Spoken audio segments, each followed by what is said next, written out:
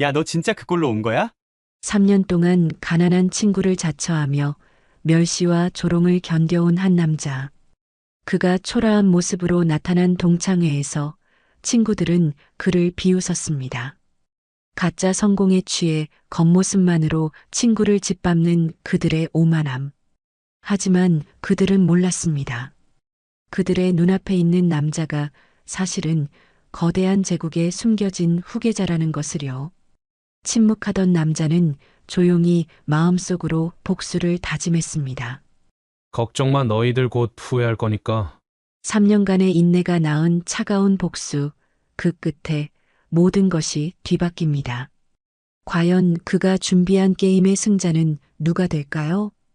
그의 진짜 복수는 이제부터 시작됩니다. 그 전에 잠시 구독과 좋아요로 따뜻한 마음을 나누어 주시면 저희에게 정말 큰 힘이 된답니다. 늘 감사합니다. 김서준은 스마트폰 화면을 바라봤습니다. 고등학교 동창들의 단체 대화방이었죠. 야, 서준아 내일 꼭 와. 다들 성공해서 할 얘기 많다고. 이태연의 메시지였습니다. 김서준의 손가락이 떨렸습니다. 성공이라니. 김서준은 쓴웃음을 지으며 자신을 돌아보았습니다. 낡은 원룸, 전기요금 연체 고지서, 냉장고 속 라면 몇 개. 이것이 그의 현실이었습니다. 다음 날 저녁 강남의 고급 호텔 레스토랑. 김서준은 입구에서부터 망설였습니다. 정장도 없어서 평상복을 입고 왔거든요. 서준이다. 뒤에서 들린 목소리에 돌아보니 박도윤이었습니다. 야, 너 진짜 왔구나. 근데 그 옷차림은 뭐야? 박도윤의 시선이 김서준을 위아래로 훑쳤습니다. 명품 정장을 차려입은 자신과 비교하듯이 김서준의 얼굴이 빨개졌습니다. 아, 정장이 없어서. 정장이 없다고? 와, 진짜. 박도윤이 크게 웃었습니다. 다른 동창들이 하나둘 모여들었죠. 레스토랑 안은 화려했습니다. 샹들리에가 반짝이고 고급 와인잔들이 테이블을 장식했지요. 자, 다들 모였으니 얘기해볼까?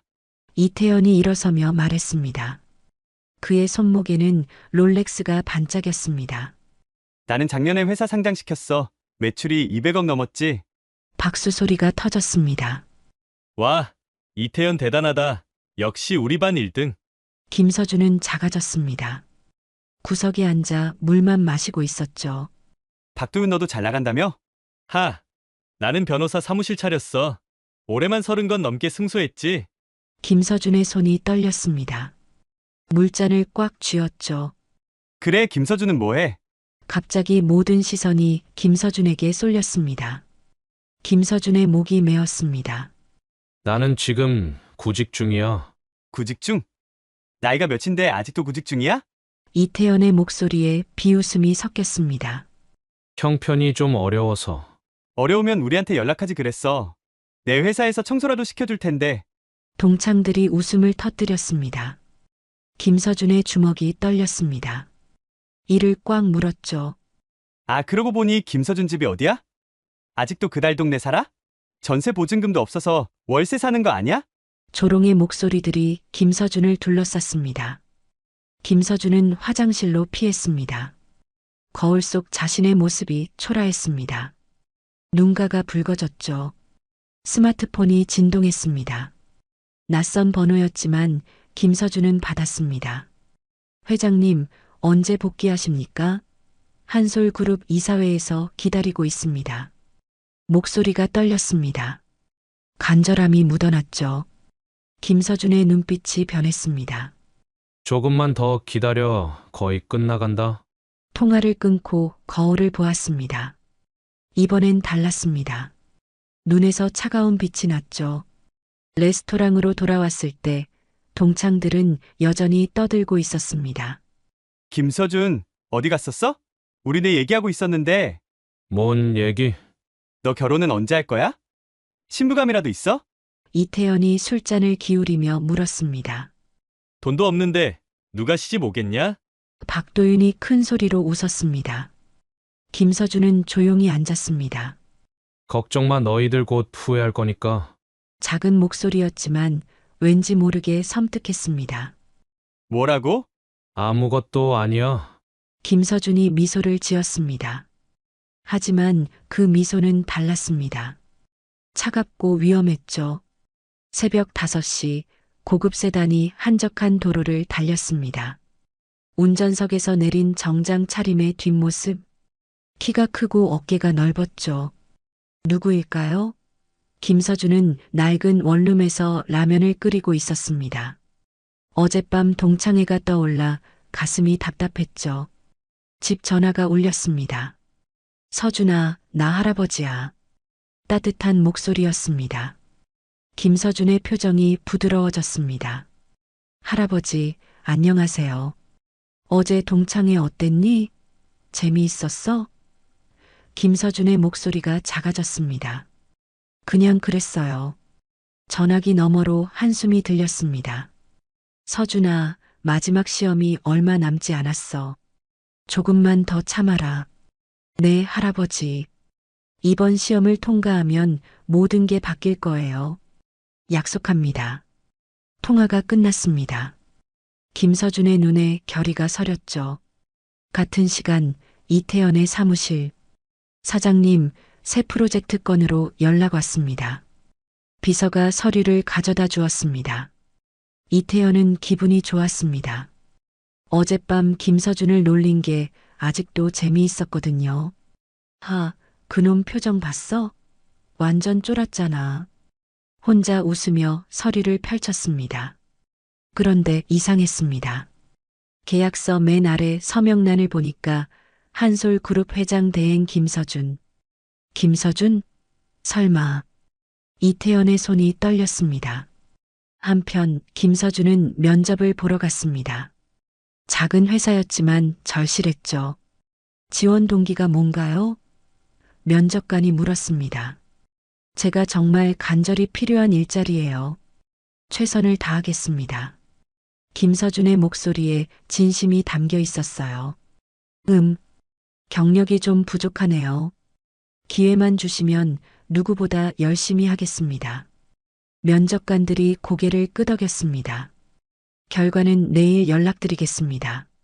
면접장에서 나오는데 뒤에서 목소리가 들렸습니다. 서준이 아니야? 돌아보니 박도윤이었습니다. 너 여기서 뭐해? 면접 봤어? 박도윤이 회사 간판을 봤습니다. 작은 회사였죠. 야, 너 진짜 한심하다. 이런 데서 면접을 봐. 김서준의 얼굴이 빨개졌습니다. 내가 사정이 있어서, 맞다. 내가 변호사 사무실 운영하잖아. 거기서 청소 일자리 하나 만들어줄까? 박도윤의 목소리에 조롱이 섞였습니다. 괜찮아. 에이, 체면 차리지 말고. 친구 사이인데. 김서준은 주먹을 꽉 쥐며 고개를 숙였습니다. 그 순간 김서준의 휴대전화가 울렸습니다. 회장님, 급한 일이 생겼습니다. 지금 당장 오실 수 있으신지요? 목소리가 다급했습니다. 김서준의 표정이 순간 변했습니다. 차갑고 단호해졌죠. 30분 후에 갈게요. 네, 감사합니다. 박도윤이 이상하게 봤습니다. 누구야? 목소리 톤이 확 달라졌네. 아르바이트 자리 연락이야. 김서준은 당황한 척 웃었습니다. 그래, 그럼 나 먼저 간다. 청소 일자리 생각해봐. 박도윤이 떠났습니다. 김서준은 한숨을 쉬었습니다. 연기하는 게 점점 힘들어졌죠. 하지만 참아야 했습니다. 할아버지와의 약속이 있었거든요. 마지막 시험을 통과해라. 그러면 모든 걸 물려받을 수 있다. 하지만 조건이 있다. 1년간 아무도 모르게 살아봐라. 진짜 세상이 뭔지 배워라. 그래서 김서준은 모든 걸 숨겼습니다. 자신의 진짜 정체를, 한솔그룹 후계자라는 사실을. 30분 후 서울 한복판의 초고층 빌딩. 엘리베이터가 최상층에서 멈췄습니다. 문이 열리자 정장 입은 사람들이 줄지어 기다리고 있었어요. 회장님 오셨습니다. 모두가 고개를 숙였습니다. 김서준이 걸어 들어갔습니다. 걸음걸이가 달랐어요. 당당하고 위엄이 넘쳤죠. 무슨 일이죠? 라이벌 회사에서 인수 제안이 왔습니다. 어떻게 하시겠습니까? 자료부터 보여주세요. 김서준의 목소리에 카리스마가 배어 있었습니다. 아까 그 초라한 모습과는 완전히 달랐죠. 김서준은 도시가 내려다 보이는 창밖을 바라보며 생각했습니다. 저 아래 어딘가에서 자신을 무시했던 이태영과 박도윤이 살고 있을 것입니다. 조금만 더 기다려. 김서준이 중얼거렸습니다. 게임은 이제 시작이니까. 그의 눈에서 차가운 빛이 났습니다. 복수의 시간이 다가오고 있었죠. 그날 밤 이태연은 잠을 못 이뤘습니다. 계속 그 이름이 머릿속을 맴돌았거든요. 김서준. 설마 그 김서준일까? 아니야. 말이 안 돼. 하지만 불안했습니다. 왠지 모를 두려움이 몰려왔죠. 바람이 차게 불었습니다. 폭풍우가 몰려올 것 같았어요. 김서준의 집 전화가 계속 울렸습니다. 새벽 6시였는데 누가 이런 시간에 여보세요? 어머니, 안녕하세요? 김서준 어머니시죠? 낯선 목소리였습니다. 이태연의 목소리였죠. 김서준의 얼굴이 굳었습니다. 네. 그런데 누구세요? 저는 김서준 고등학교 동창 이태연이라고 합니다. 김서준의 심장이 멎을 것 같았어요. 우리 아들이 왜요? 무슨 일이라도? 어제 동창회에서 봤는데 너무 힘들어 보이더라고요. 요즘 일자리도 못 구하고 있다던데 부모님이 좀 더 신경 써주세요. 이태연이 전화를 끊었습니다. 김서준 어머니의 얼굴이 창백해졌습니다. 서준아, 이게 무슨 소리니? 김서준의 가슴이 터질 것 같았습니다. 분노가 치밀어 올랐죠. 1시간 후 동창 단체 대화방이 난리 났습니다. 어제 김서준 부모님께 안부 전화드렸어. 진짜 뭐라고 하셨대? 완전 충격받으셨음. 빚쟁이인 줄 몰랐다고. 너무한 거 아니야? 뭐가 너무해? 친구 걱정해서 그런 건데? 맞아. 우리가 도와줘야지. 김서준은 휴대전화를 보며 이를 갈았습니다. 손이 덜덜 떨렸죠. 그 순간 또 전화가 울렸습니다. 서준아, 큰일 났어. 할아버지의 목소리가 다급했어요. 할아버지, 무슨 일이세요? 내가 갑자기 쓰러졌어. 지금 응급실이야. 김서준의 온몸에서 힘이 빠졌습니다. 지금 갈게요. 안 돼. 아직 시험이 끝나지 않았어. 할아버지의 목소리가 약해졌어요. 하지만 약속 지켜야지. 1년만 더 참아라. 할아버지도 전화를 끊었어요. 김서준은 바닥에 주저앉았습니다. 모든 게 무너지는 것 같았죠. 한쪽에서는 동창들의 조롱, 다른 쪽에서는 할아버지의 위험. 어떻게 해야 할까요? 눈물이 날 것 같았습니다. 그때 또 전화가 울렸습니다. 회장님, 응급 상황입니다. 비서의 목소리였습니다. 라이벌 회사에서 적대적 인수를 시도하고 있습니다. 지금 당장 결정을 내려야 합니다. 김서준의 머리가 복잡해졌습니다. 회사도 할아버지도 모든 게 위험했죠. 30분만 기다려주세요. 하지만 회장님, 시간이 30분이면 충분해요. 김서준이 전화를 끊었습니다. 결정해야 할 시간이었죠. 계속 참고 견딜 것인가? 아니면 모든 걸 포기하고 진짜 모습을 드러낼 것인가? 김서준은 창밖을 바라봤습니다. 회색 하늘이 그의 심정과 닮았죠. 그 순간 문자가 왔습니다. 이태연이었습니다. 서준아, 우리가 너 좀 도와줄게. 내일 우리 회사 앞에서 만나자. 좋은 일자리 소개해줄게. 김서준의 눈에서 불꽃이 튀었습니다. 또 다른 문자. 청소 일자리 확정. 월급 120만 원. 대박이지. 김서준의 주먹이 벽을 쳤습니다. 분노가 폭발 직전이었죠. 휴대전화가 또 울렸습니다. 서준아, 나 한지윤이야. 동창 중에서 유일하게 착한 한지윤이었습니다. 이태연이랑 박도윤이 너무 심해. 내가 말렸는데 안 들어. 김서준의 목소리가 떨렸습니다. 괜찮아. 괜찮지 않아. 이건 너무해. 한지윤의 목소리에 눈물이 맺혔습니다. 정말 괜찮아. 신경 써줘서 고마워. 김서준이 전화를 끊었습니다. 마음 한구석이 따뜻해졌지만 분노는 사라지지 않았습니다. 오후 3시 병원. 김서준은 몰래 할아버지를 찾아갔습니다. 할아버지, 서준아 왔구나. 할아버지의 손이 김서준을 잡았어요. 따뜻했죠. 마지막 시험이 뭔가요? 진짜 리더가 되는 시험이야. 할아버지의 눈에 깊은 의미가 담겨 있었습니다. 견디는 것만이 전부는 아니란다. 때로는 맞서 싸워야 할 때도 있어. 내가 판단해라. 언제가 그 시간인지. 하지만 기억해라. 진짜 리더는 복수가 아니라 정의를 위해 싸우는 거야. 김서준은 고개를 끄덕였습니다. 할아버지의 말뜻을 알 것 같았죠. 병원을 나서며 결심했습니다. 이제 마지막 시험을 시작하자. 일주일 후 이태연의 휴대전화에 뉴스 알림이 떴습니다. 한솔그룹 적대적 인수 막아내며 주가 급등. 별로 관심 없던 뉴스였죠. 그런데 사진 속 인물이 눈에 들어왔습니다.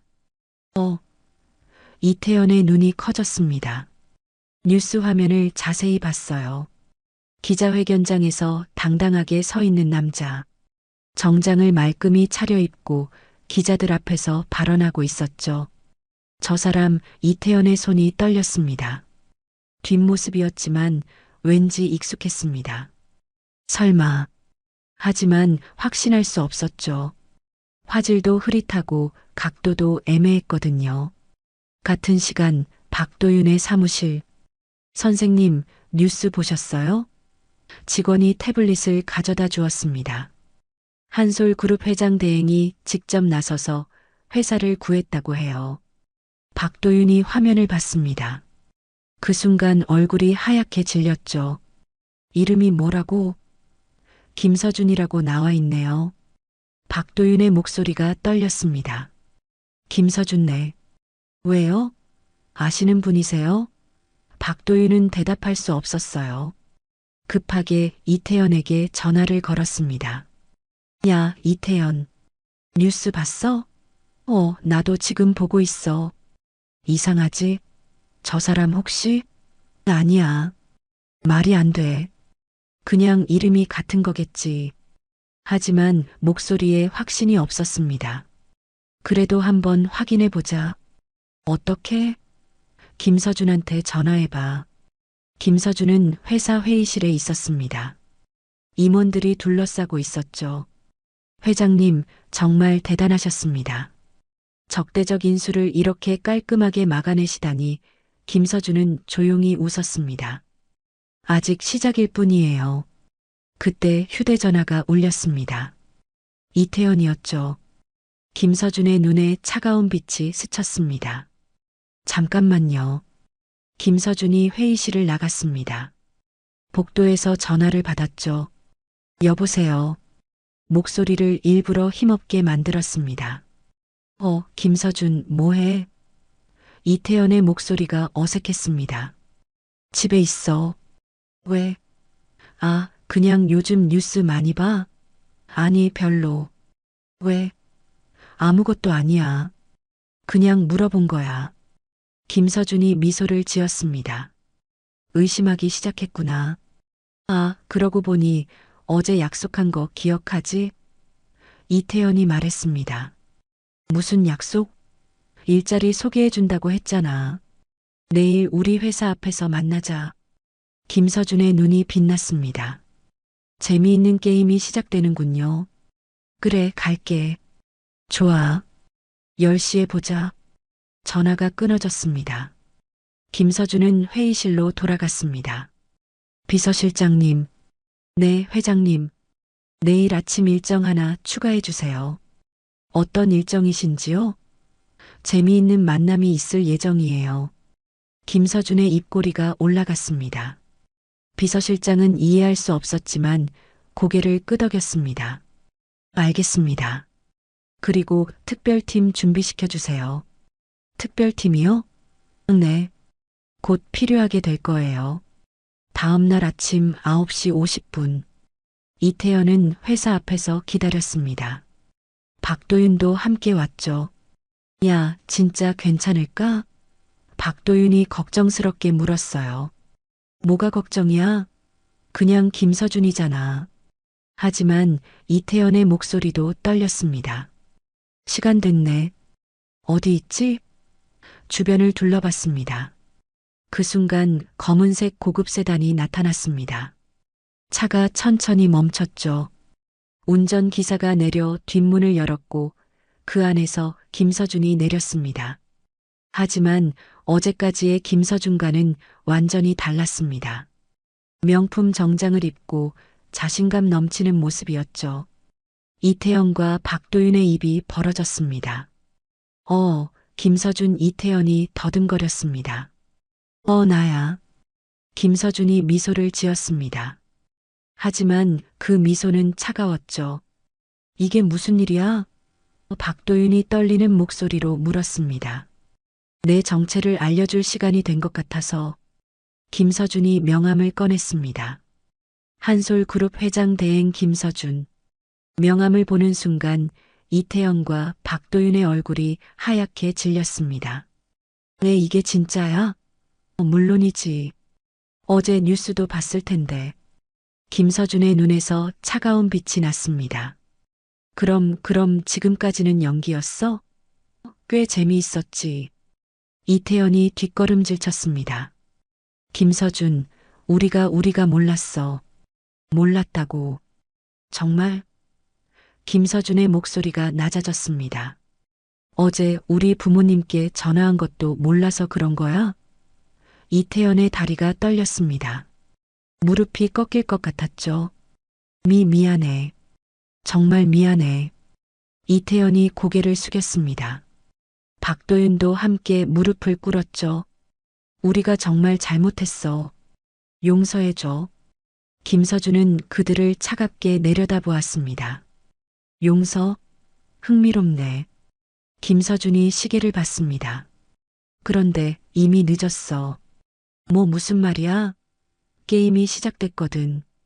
김서준의 입꼬리가 섬뜩하게 올라갔습니다. 진짜 복수가 시작된 거였죠. 이태연의 휴대전화에 문자가 왔습니다. 귀하의 대출 승인이 취소되었습니다. 은행에서 온 메시지였습니다.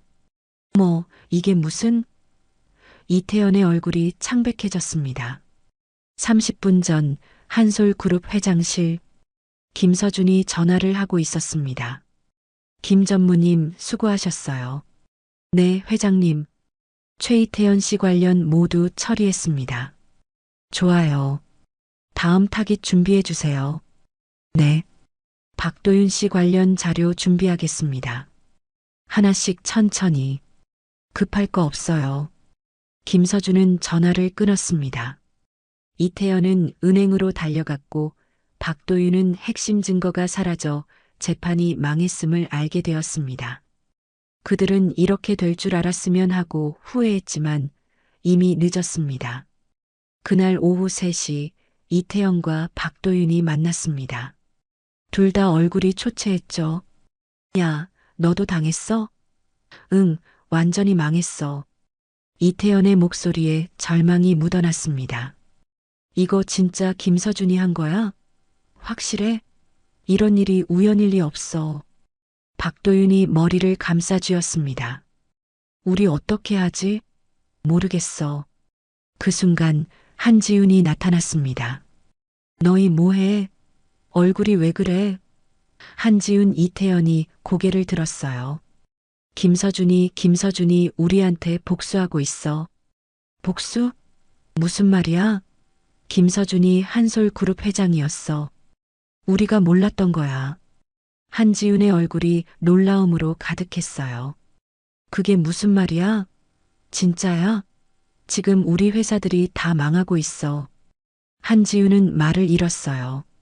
그럼 너희가 김서준한테 한 짓들, 맞아. 다 기억하고 있었어. 박도윤의 목소리가 떨렸습니다. 특히 어제 이태연이 김서준 부모님께 한 전화. 그건 이태연이 변명하려 했지만 말이 나오지 않았습니다. 한지윤의 눈에 실망이 담겼죠. 너희가 너무 심했어. 우리도 알아. 하지만 이제 와서 어쩌겠어? 너희가 김서준한테 사과해봐. 사과? 지금 와서? 그래도 해봐야지. 다른 방법이 있어? 이태연과 박도윤이 서로를 봤습니다. 김서준한테 연락해보자. 이태연이 떨리는 손으로 전화를 걸었습니다. 여보세요? 김서준의 목소리는 여전히 차가웠어요. 김서준, 만날 수 있을까? 왜? 사과하고 싶어. 제대로 사과하고 싶어. 전화기 너머로 웃음소리가 들렸어요. 하지만 따뜻한 웃음이 아니었죠. 흥미롭네. 어디서 만날까? 어디든 좋아. 내가 정해줘. 그럼 한솔 호텔 라운지로 와. 1시간 후에. 알겠어. 이태연이 간절하게 말했어요. 아, 그런데 김서준의 목소리가 다시 들렸어요. 이건 시작일 뿐이라는 걸 알아도. 전화가 끊어졌습니다. 이태연과 박도윤은 서로를 바라봤습니다. 두려움이 가득한 눈으로. 진짜 게임은 이제부터였습니다. 한솔 호텔 VIP 라운지 문이 열렸습니다. 김서준이 들어서는 순간 모든 직원들이 고개를 숙였습니다. 회장님, 어서 오십시오. 이태연과 박도윤은 입이 벌어졌습니다. 진짜였습니다. 김서준이 정말 그 자리에 있었던 것이었죠. 김서준은 가장 좋은 자리에 앉았어요. 도시가 내려다 보이는 창가 소파였죠. 이태연과 박도윤은 맞은편에 어색하게 앉았습니다. 분위기가 완전히 뒤바뀌었죠. 예전에는 김서준이 그들 앞에서 고개를 숙였는데 이제는 그들이 김서준을 올려다봐야 했어요. 편하게 앉아. 김서준의 목소리는 여유로웠습니다.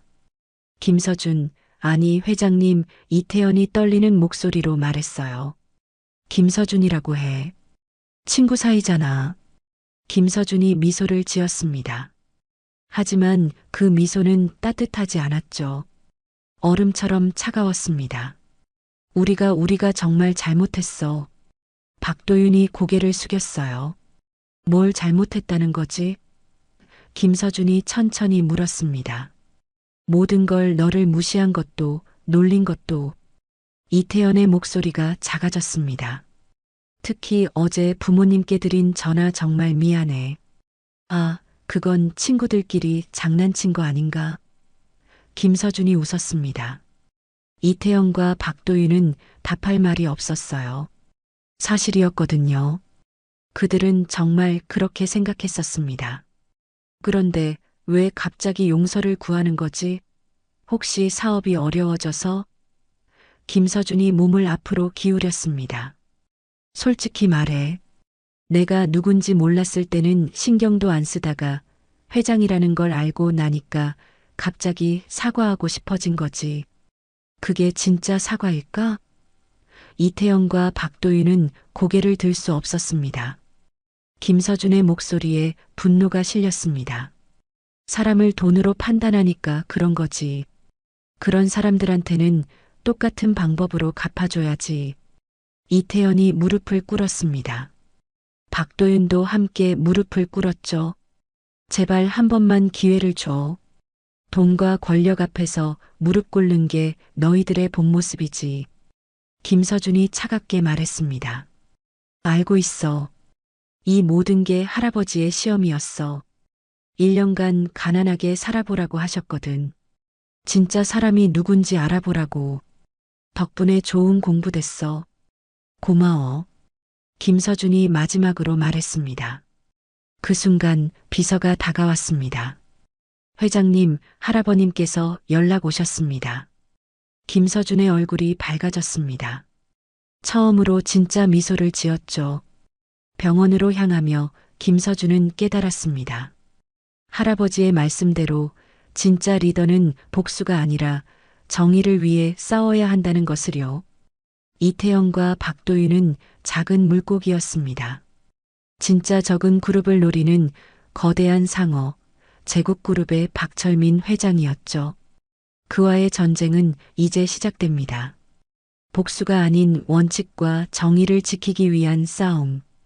김서준은 겉모습이 아닌 인격과 실력으로, 그리고 사람을 향한 존중과 자신을 지켜주는 사랑으로 진정한 품격을 갖춘 리더가 되어갈 것입니다. 늘 귀한 시간을 내어 저희와 함께 해주시는 구독자 여러분, 진심으로 감사드립니다. 오늘 이야기가 여러분의 마음에 작은 울림이 되었기를 바랍니다. 혹시 나누고 싶은 이야기가 있다면 댓글로 마음을 전해주세요.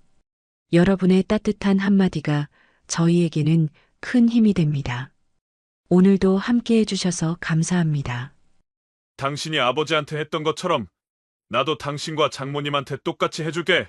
평생을 아들만을 위해 살아온 아버지. 80평생의 유일한 보람이었던 아들의 집에서 그를 기다리고 있던 것은 따뜻한 환대가 아닌 차가운 외면이었습니다.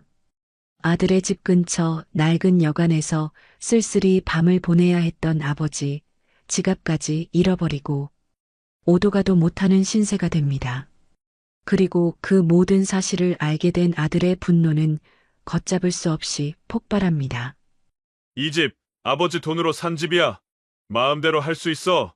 아들은 아버지의 아픔을 외면한 아내에게, 그리고 장모에게 똑같은 방식으로 되갚아주기 시작합니다. 이 통쾌한 복수는 과연 정의로운 행동일까요? 며느리는 왜 시아버지를 외면했을까요?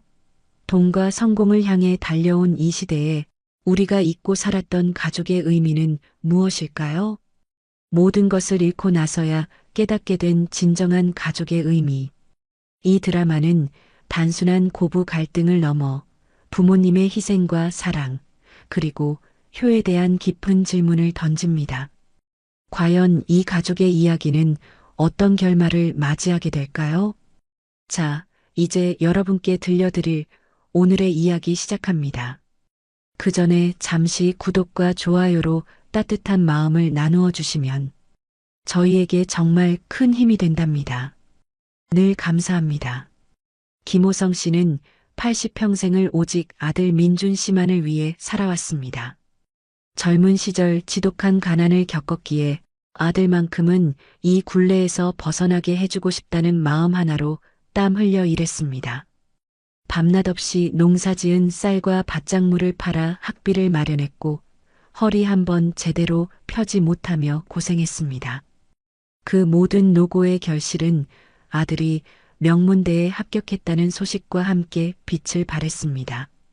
민준 씨는 아버지의 희생을 잊지 않았고 졸업 후 대기업에 취직해 번듯한 가정을 꾸렸습니다.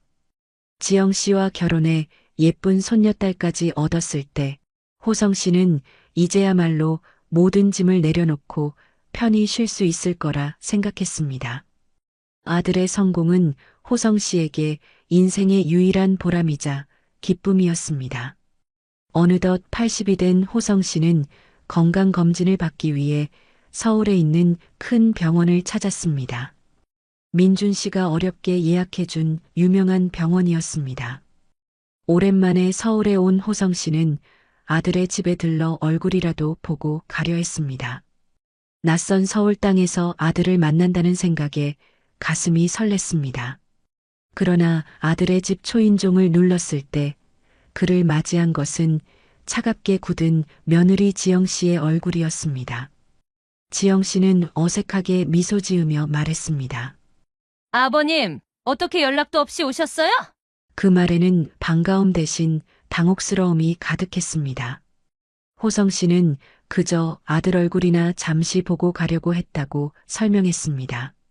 지영 씨는 곤란한 표정으로 덧붙였습니다. 지금 저희 친정엄마와 계시거든요. 다음 주에 오시면 안 될까요? 저희 딸아이가 지금 시험 기간이라 집이 좀 어수선해서요. 호성 씨는 순간 할 말을 잃었습니다. 오랜만에 온 아들의 집에서 며느리에게 돌아가라는 말을 들으리라곤 상상조차 하지 못했습니다.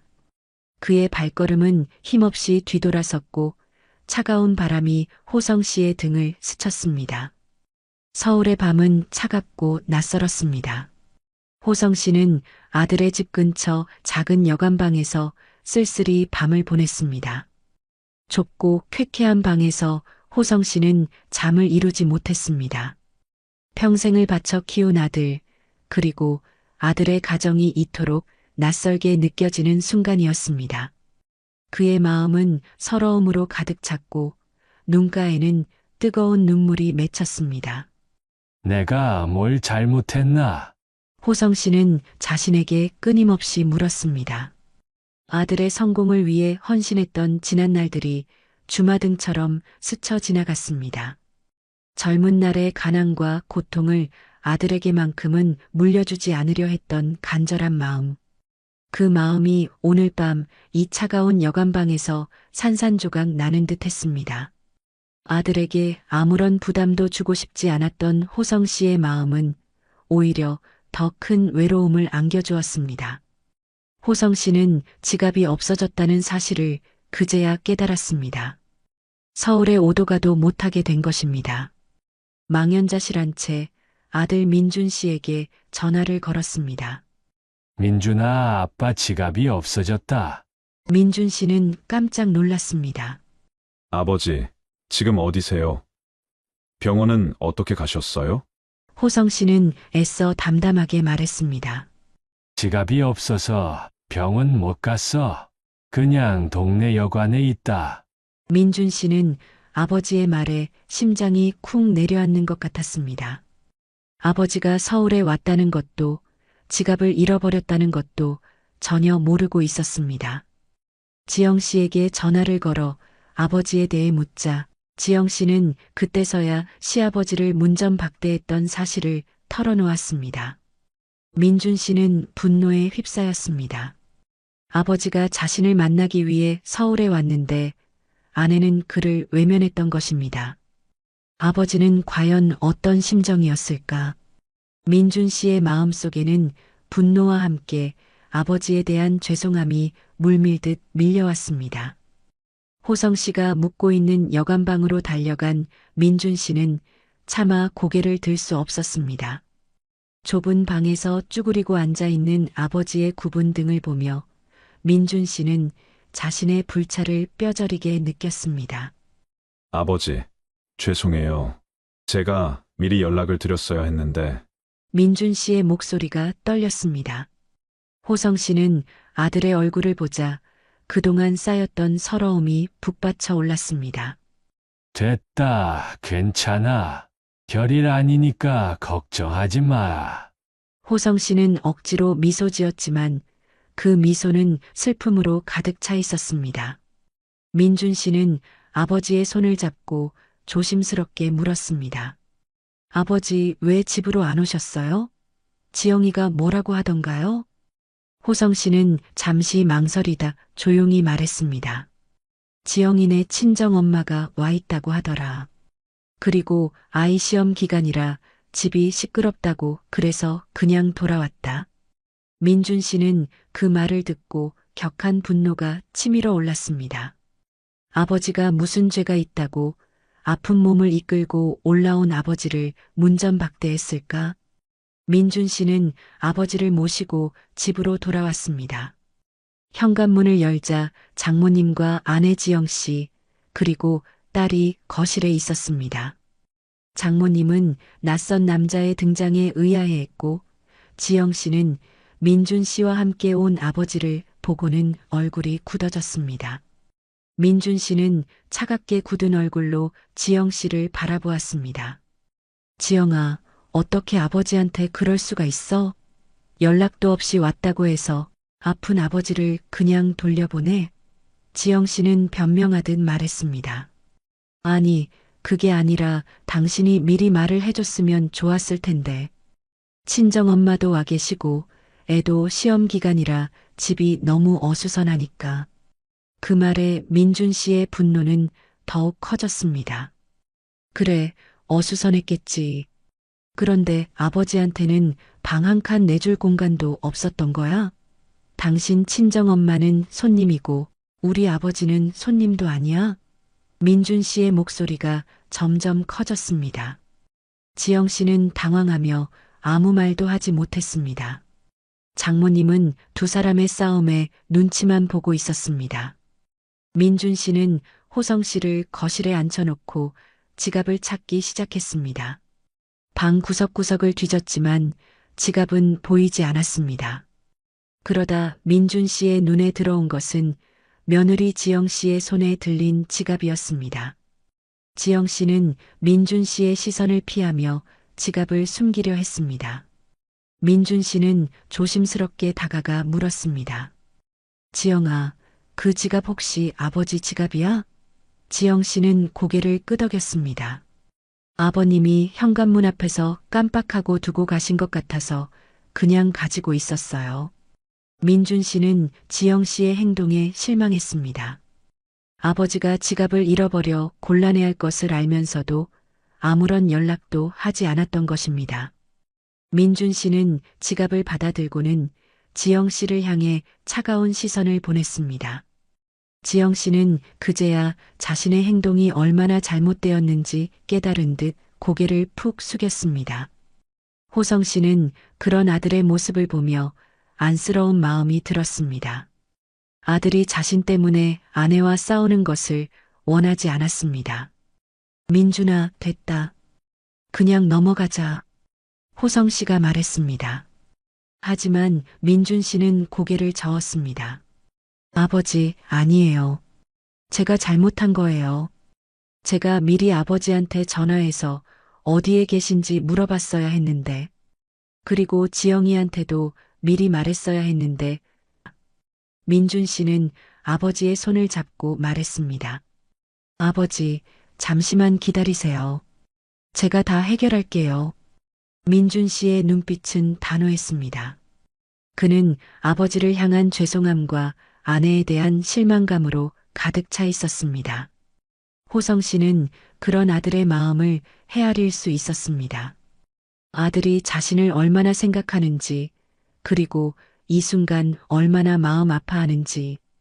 호성 씨는 말없이 민준 씨의 등을 토닥였습니다. 민준 씨는 이성을 잃고 격분했습니다. 그동안 쌓아왔던 모든 감정들이 한꺼번에 폭발한 것입니다. 그는 아내 지영 씨에게 다가가 차갑게 굳은 얼굴로 말했습니다. 당신이 아버지한테 한 대로 나도 당신과 장모님께 똑같이 해줄게.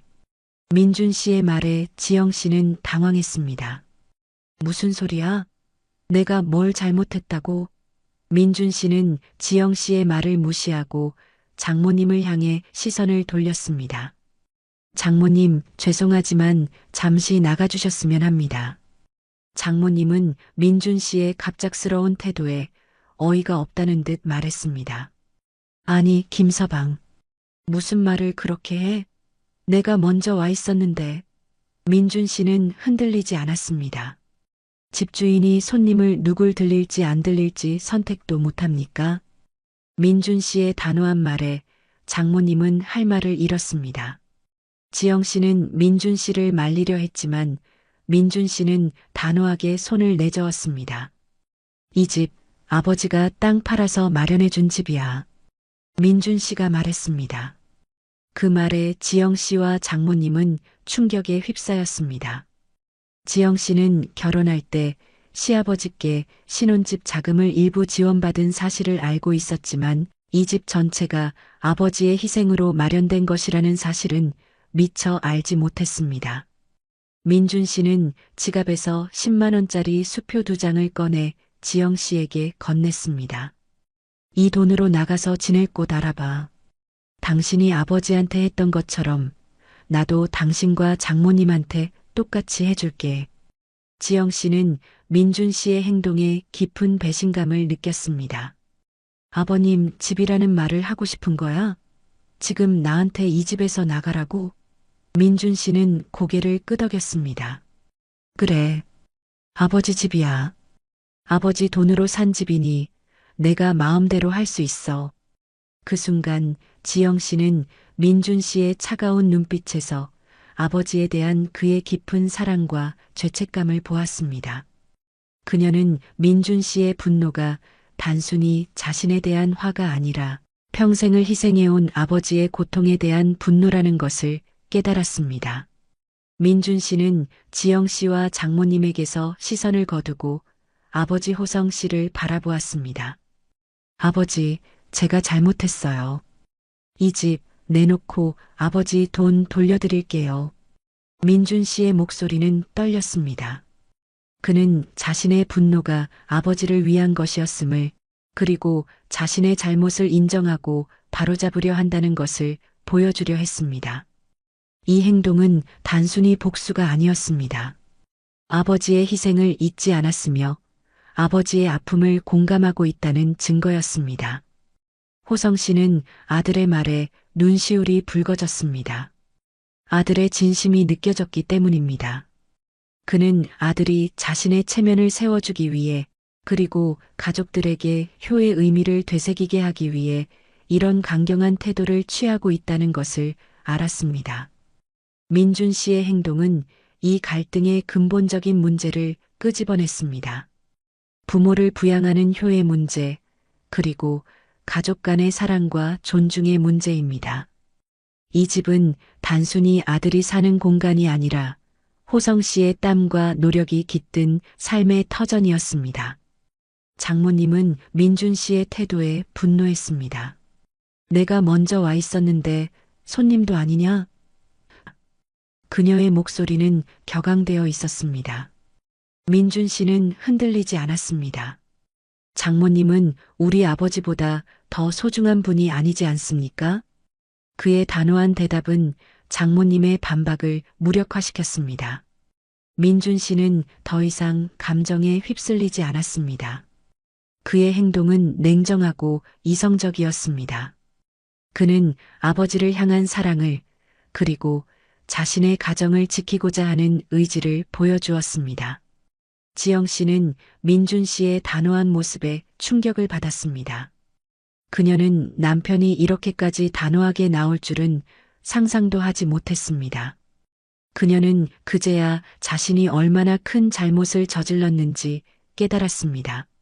아버지의 고통을 외면하고 남편의 마음을 아프게 한 자신의 행동이 부끄러워졌습니다. 민준 씨의 단호한 행동에 지영 씨와 장모님은 결국 집에서 나섰습니다.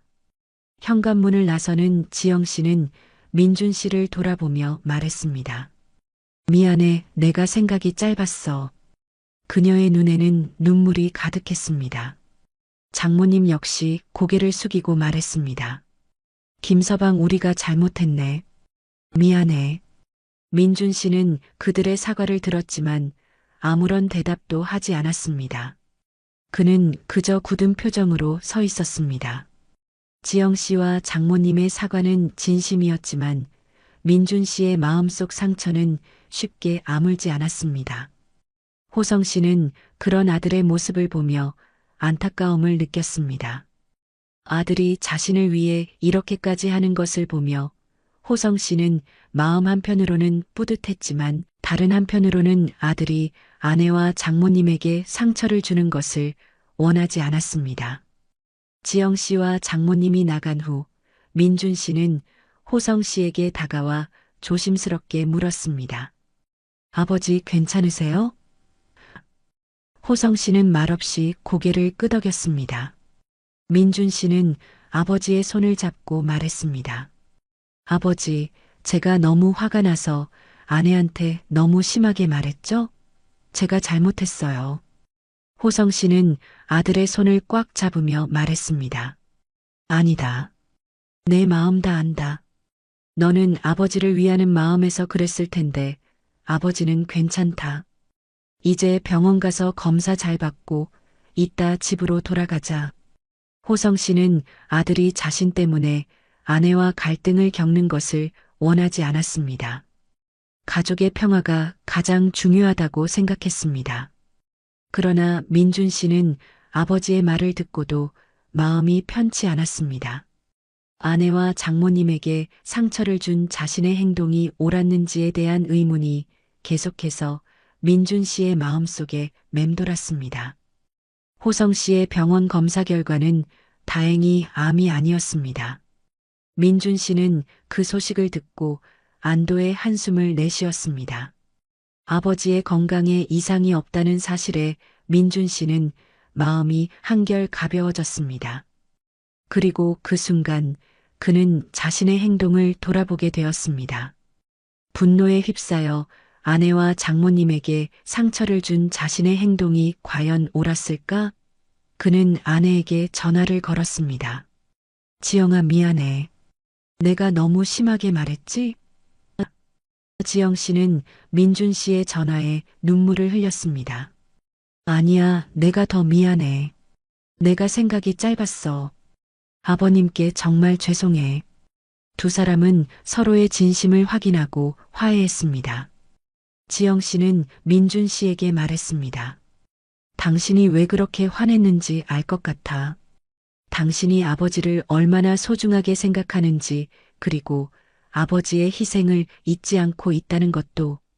그녀는 민준 씨의 마음을 이해하고 받아들였습니다. 며칠 뒤 지영 씨는 호성 씨에게 전화를 걸었습니다. 아버님, 저 지영이에요. 그때 정말 죄송했습니다. 제가 너무 생각이 짧았어요. 호성 씨는 지영 씨의 진심 어린 사과에 마음이 풀렸습니다. 아니다. 이제 다 괜찮다. 지영아, 내 마음 다 이해한다. 호성 씨의 따뜻한 말에 지영 씨는 눈물을 흘렸습니다. 장모님 역시 호성 씨에게 전화를 걸어 사과했습니다. 사돈어른, 그때는 제가 너무 무례했습니다. 정말 죄송합니다. 호성 씨는 장모님의 사과를 받아주었습니다. 이 사건을 통해 가족들은 서로의 소중함을 다시금 깨달았습니다. 민준 씨의 강경한 태도는 단순한 복수가 아니었습니다. 가족 모두에게 효의 의미를 되새기게 한 계기였습니다. 부모님의 희생을 잊지 않고 감사하는 마음을 가지며 어려울 때일수록 함께하는 가족의 의미를 되새기게 했습니다. 호성 씨는 아들의 진심을 다시 한번 확인했습니다. 돈 없고 힘없는 노인이라고 무시하지 않고 집안에서 자신의 체면을 세워준 아들 덕분에 호성 씨는 마음 편안해졌습니다. 민준 씨는 아버지에게 했던 것과 똑같은 방식으로 아내와 장모님을 대했지만 그 행동은 단순한 복수가 아니었습니다. 그것은 아버지의 사랑과 희생에 대한 보답이었습니다. 민준 씨는 아내에게 말했습니다. 지영아, 내가 그때 너무 심하게 말했지? 그런데 나는 그때 정말 아버지의 마음이 얼마나 아프셨을지 생각하니 너무 화가 났어. 아버지가 평생을 우리를 위해 희생하셨는데 우리가 그렇게 대하면 안 되잖아. 민준 씨의 진심 어린 말에 지영 씨는 눈물을 흘렸습니다. 그녀는 남편의 마음을 이해했고 자신이 얼마나 큰 잘못을 저질렀는지 깨달았습니다. 지영 씨는 그날 이후로 호성 씨에게 더 자주 연락하고 먼저 안부를 물었습니다. 호성 씨가 좋아하는 음식도 만들어서 보내주고 서울에 올라올 일이 있으면 언제든지 자신의 집에 머물러 달라고 말했습니다. 호성 씨는 그런 며느리의 변화된 모습에 흐뭇해했습니다. 민준 씨는 이 사건을 통해 아내와 더 깊은 대화를 나누게 되었습니다. 서로의 마음속에 있는 생각들을 솔직하게 털어놓으며 부부관계는 더욱 돈독해졌습니다. 장모님 역시 호성 씨에게 전화를 걸어 안부를 묻고 다음번에는 꼭 자신의 집에 들러달라고 말했습니다. 이 가족은 이 사건을 통해 서로를 더 깊이 이해하고 존중하게 되었습니다. 호성 씨는 민준 씨에게 말했습니다. 민준아, 나는 내가 정말 자랑스럽다. 내가 아버지를 얼마나 소중하게 생각하는지, 그리고 우리 가족을 얼마나 사랑하는지 알겠다. 호성 씨의 말에 민준 씨는 눈시울이 붉어졌습니다. 그는 아버지의 따뜻한 말에 모든 상처가 치유되는 것 같았습니다. 민준 씨는 아버지의 손을 잡고 말했습니다. 아버지, 제가 아버지의 아들로 태어나서 정말 행복합니다. 두 사람은 말없이 서로를 바라보며 미소 지었습니다. 이들의 눈빛 속에는 서로를 향한 깊은 사랑과 존경이 담겨 있었습니다. 이 사건은 이 가족에게 효의 의미를 다시 한번 깨닫게 하는 소중한 경험이 되었습니다. 부모님의 희생을 잊지 않고 감사하는 마음을 가지며 어려울 때일수록 함께하는 가족의 의미를 되새기게 했습니다. 민준 씨의 행동은 단순한 복수를 넘어 부모님의 사랑과 희생에 대한 보답이었습니다. 그는 아버지의 고통을 외면하지 않았고 자신의 잘못을 인정하고 바로잡으려 했습니다. 지영 씨 역시 자신의 잘못을 인정하고 시아버지에게 진심으로 사과했습니다. 이 가족의 이야기는 우리에게 깊은 감동을 줍니다. 우리는 이 이야기를 통해 부모님께는 평소에 더 잘해야 한다는 것을 다시 한번 깨닫게 됩니다. 이들의 이야기는 우리에게 많은 질문을 던집니다. 그리고 그 질문에 대한 답은 우리 스스로 찾아야 합니다. 부모님께 효도하는 것이 단순히 물질적인 것을 제공하는 것을 넘어 마음으로 함께하는 것임을 이 이야기는 우리에게 보여줍니다. 갈등의 정점에 도달했던 순간 민준 씨의 단호한 행동은 며느리와 장모를 당황하게 만들었고 그들의 입장을 명확히 정리했습니다. 민준 씨는 아버지의 아픔을 외면한 아내의 행동을 도저히 용서할 수 없었습니다. 그는 아내에게서 아버지의 그림자를 보았습니다. 평생을 아들만을 바라보며 살아온 아버지의 희생을 아내는 너무나 쉽게 무시했습니다. 민준 씨는 자신이 아내와 함께 살고 있는 이 집이 아버지의 땀과 눈물로 지어진 것임을 상기시켜주고 싶었습니다. 그는 단순히 집을 내놓고 아버지 돈을 돌려주겠다고 말한 것이 아니었습니다. 그는 아버지의 존재가 이 가정에서 얼마나 중요한지를 아내와 장모님에게 각인시키려 했습니다. 지영 씨는 민준 씨의 단호한 태도에 충격을 받았습니다. 그녀는 남편이 이렇게까지 자신에게 차갑게 대할 줄은 상상도 하지 못했습니다. 그녀는 민준 씨가 자신을 사랑하지 않는다고 생각했습니다. 하지만 민준 씨의 행동은 사랑이 없어서가 아니었습니다. 그것은 아버지에 대한 깊은 사랑과 그 사랑을 외면한 아내에 대한 실망감 때문이었습니다. 민준 씨는 아내에게 말했습니다. 지영아, 나는 당신을 사랑하지만 당신이 우리 아버지를 이렇게 대하는 것은 용납할 수 없어. 당신이 우리 부모님을 존중하지 않는다면 나는 당신을 존중할 수 없어. 민준 씨의 말에 지영 씨는 아무런 대답도 할 수 없었습니다. 그녀는 그제야 자신이 얼마나 큰 잘못을 저질렀는지 깨달았습니다. 장모님은 민준 씨의 태도에 분노했습니다. 아니, 김서방. 어떻게 장모님을 이렇게 대할 수가 있어? 그녀의 목소리는 격앙되어 있었습니다. 민준 씨는 흔들리지 않았습니다. 장모님, 제가 장모님을 무시하는 것이 아닙니다. 저는 단지 우리 아버지에게 했던 것과 똑같이 장모님께 해드리고 싶은 것뿐입니다. 장모님은 우리 아버지보다 더 소중한 분이 아니지 않습니까? 민준 씨의 말에 장모님은 할 말을 잃었습니다. 그녀는 자신의 행동이 얼마나 이기적이었는지 깨달았습니다. 그녀는 자신의 딸을 위해 그리고 자신의 체면을 위해 호성 씨를 외면했던 것입니다. 민준 씨의 행동은 이 가족에게 효의 의미를 되새기게 했습니다. 부모님께 효도하는 것이 단순히 물질적인 것을 제공하는 것을 넘어 마음으로 함께하는 것임을 이 이야기는 우리에게 보여줍니다. 민준 씨는 아버지의 아픔을 외면하지 않았고 자신의 잘못을 인정하고 바로잡으려 했습니다. 지영 씨 역시 자신의 잘못을 인정하고 시아버지에게 진심으로 사과했습니다. 이 가족의 이야기는 우리에게 깊은 감동을 줍니다. 우리는 이 이야기를 통해 부모님께는 평소에 더 잘해야 한다는 것을 다시 한번 깨닫게 됩니다. 이 모든 갈등은 가족 간의 소통 부재에서 시작되었습니다.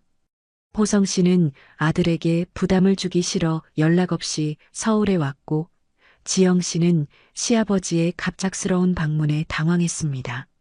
민준 씨는 아버지의 검사 예약만 해주고 그 이후의 계획에 대해서는 아버지나 아내에게 충분히 확인하지 않았습니다. 서로를 배려한다고 생각했던 행동들이 오히려 오해와 상처를 낳았던 것입니다. 민준 씨의 행동은 이 소통의 벽을 허무는 계기가 되었습니다. 그는 자신의 행동이 다소 과격했음을 인정했지만 그로 인해 가족들이 서로의 마음을 터놓고 이야기할 수 있게 되었다고 생각했습니다. 사건이 마무리된 후 민준 씨는 아내 지영 씨에게 말했습니다. 지영아, 우리가 앞으로는 서로에게 더 솔직하게 이야기했으면 좋겠어. 부모님에 대한 것도 그렇고 우리 사이에 있는 모든 문제에 대해서 말이야. 지영 씨는 고개를 끄덕였습니다. 응, 당신 말이 맞아. 내가 그때 당신한테 미리 이야기했어야 했는데, 그리고 아버님한테도 솔직하게 말씀드렸어야 했는데, 내가 너무 겁이 많았던 것 같아. 두 사람은 서로의 손을 잡고 앞으로는 서로에게 더 많이 의지하고 솔직해지기로 약속했습니다. 이들의 대화는 그동안 쌓여있던 오해와 불신을 녹여냈습니다. 호성 씨는 아들과 며느리의 관계가 회복되는 것을 보며 안도했습니다. 그는 아들이 자신 때문에 아내와 갈등을 겪는 것을 원하지 않았습니다. 호성 씨는 아들에게 말했습니다. 민준아, 지영이한테 너무 미안해하지 마라. 아버지는 다 괜찮다. 이제 너희 둘이서 행복하게 사는 것만 보면 된다. 호성 씨의 따뜻한 말에 민준 씨는 눈물을 흘렸습니다. 그는 아버지의 깊은 사랑을 다시 한번 느꼈습니다. 호성 씨는 며느리 지영 씨에게도 말했습니다. 지영아, 이제는 아버지가 너희 집 가는 거 부담스럽지 않다. 언제든지 편하게 연락해라. 지영 씨는 호성 씨의 따뜻한 말에 눈물을 흘리며 앞으로는 호성 씨에게 더 잘하겠다고 다짐했습니다. 이 이야기는 우리에게 소통의 중요성을 알려줍니다. 가족 간의 소통이 얼마나 중요한지, 그리고 소통이 부족할 때 어떤 오해와 갈등이 생길 수 있는지 보여줍니다. 우리는 이 이야기를 통해 부모님께는 평소에 더 잘해야 한다는 것을 다시 한번 깨닫게 됩니다. 이 사건으로 인해 김호성 씨는 아들의 진심을 다시 한번 확인했습니다. 돈 없고 힘없는 노인이라고 무시하지 않고 집안에서 자신의 체면을 세워준 아들 덕분에 호성 씨는 마음 편안해졌습니다. 민준 씨의 행동은 단순한 복수를 넘어 부모님의 사랑과 희생에 대한 보답이었습니다. 어쩌면 이 가족의 평화는 영원할지도 모릅니다. 이번 일을 계기로 그들은 서로를 더 존중하고 사랑하게 되었기 때문입니다. 늘 귀한 시간을 내어 저희와 함께 해주시는 구독자 여러분, 진심으로 감사드립니다. 오늘 이야기가 여러분의 마음에 작은 울림이 되었기를 바랍니다. 혹시 나누고 싶은 이야기가 있다면 댓글로 마음을 전해주세요. 여러분의 따뜻한 한마디가 저희에게는 큰 힘이 됩니다. 오늘도 함께 해주셔서 감사합니다.